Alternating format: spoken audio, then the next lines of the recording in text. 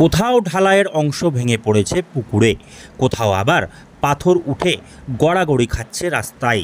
ধুলো ভরা গ্রামীণ রাস্তায় চলতে গিয়ে অতিষ্ঠ হচ্ছেন বাসিন্দারা।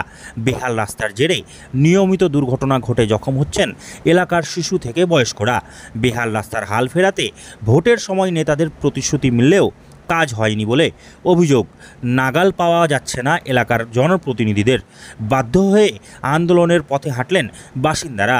শনিবার দুপুর আনুমানিক 1টা নাগাদ বাঁধ রোডের ওপর টায়ার পুড়িয়ে বিক্ষোভ প্রদর্শন করা হয়। 1 ঘন্টা বিক্ষোভের জেরে অবরুদ্ধ হয়ে পড়ে বাঁধ রোডের যান চলাচল। মালদহের চাচল 2 ব্লকের চন্দ্রপাড়া গ্রাম পঞ্চায়েতের কাজীপাড়া গ্রামের ঘটনা।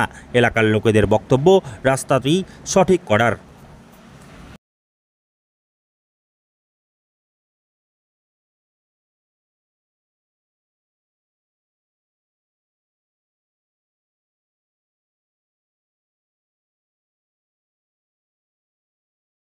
শুনলেন তো আমাদের গ্রামবাসী সবাই টোটাল যা বললো যে এখনো পর্যন্ত আমাদের রাস্তায় বেহাল অবস্থা।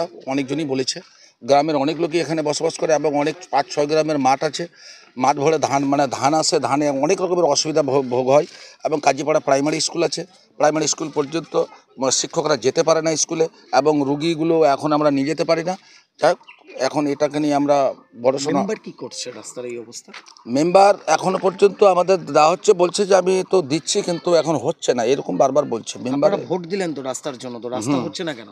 এখন রাস্তা হচ্ছে না। মেম্বার বলছে যে আমি এটা তো দেখেছি কিন্তু করতে পারছি না। পঞ্চায়েত সমিতি, জেলা পরিষদ কি করছে? জেলা পরিষদের কাছে আমরা গেছিলাম, জেলা পরিষদ বলেছে যে আমি এটা বিষয় দেখছি।